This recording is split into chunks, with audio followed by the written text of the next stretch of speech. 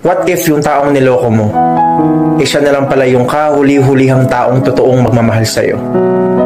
Dahil hindi ka na kontento, naghanap ka ng iba, akala mo merong mas makakahigit pa sa kanya, akala mo na meron pang mas magaling at mas maalaga sa kanya.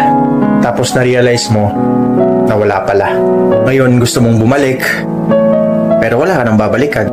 Nakamove on na siya, masaya na siya. Ending, mag-isa ka.